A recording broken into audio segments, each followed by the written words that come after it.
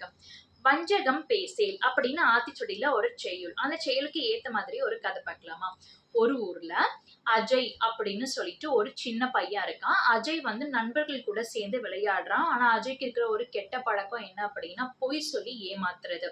பொய் சொல்லி விளையாடுறது. அது மாதிரியான கெட்ட பழக்கம் அஜய்க்கு இருந்தது. அது மாதிரி இருக்கிற சமயத்துல ஆசிரியர் கிளாஸ்க்கு வந்து பாடம் எடுத்துட்டு போயிடுறாங்க. ஆனா அவங்களோட பேனாவ மேஜை மேல மறந்து வச்சுட்டு போயிடுறாங்க. மிஸ் பண்ணிடுறாங்க. அப்ப ஆசிரியர் வந்து கேட்கறாங்க, "இந்த மேஜை மேல நான் பேனா வச்சிருந்தேன். யாராவது பார்த்தீங்களான்னு?" கேட்கறாங்க. ஆனா அந்த பேனாவ எடுத்தது யாருன்னா, அஜய் தான் எடுத்திருக்கிறாங்க. ஆனா எல்லா குழந்தைங்களுமே எனக்கு தெரியாது, உனக்கு தெரியாது, யாருக்குமே உண்மையாவே தெரியாது. அஜய்க்கு தவிர்த்து யாருக்குமே தெரியாது.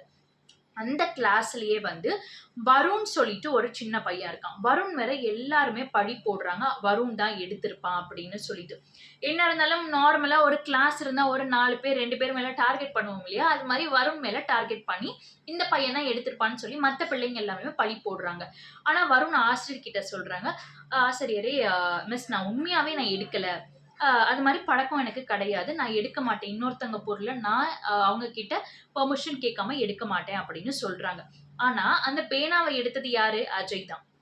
இவ்ளோ நடந்ததுக்கு அப்புறமும் அஜய் வந்து வாயவே தொறக்கல. அப்ப ஆசிரியர், "யார் எடுத்திருந்தாலும் பரவால்ல, என்கிட்ட கொண்டு வந்து குடுத்துருங்க." அப்படின்னு சொல்லிட்டு ஆசிரியர் அந்த கிளாஸ விட்டு போயிடுறாங்க.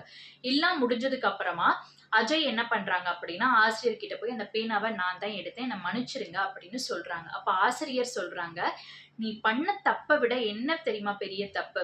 இன்னொருத்தங்க மேல பழி சொல்றப்பவும், ஒரு வஞ்சகத்த உருவாக்குறதும் தான் பெரிய தப்பு.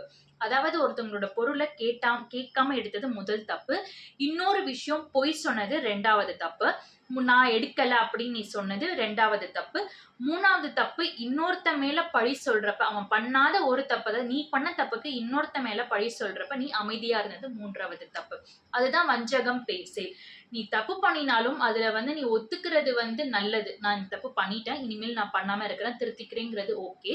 ஆனா அமைதியா இருந்து ஒரு தப்பு பண்ணிட்டு அமைதியா இருந்துட்டு, இன்னொருத்தங்கிட்ட பழி சொல்றப்ப அமைதியா இருக்கிறது, நான் பண்ணலன்னு பொய் சொல்றது, இந்த மாரி வஞ்சகம் உருவாக்குறதே வந்து பண்ணக்கூடாது. அதுதான் வஞ்சகம் பேசேல் அப்படின்னு அந்த ஆசிரியர் அந்த பையனுக்கு சொல்லி தராங்க.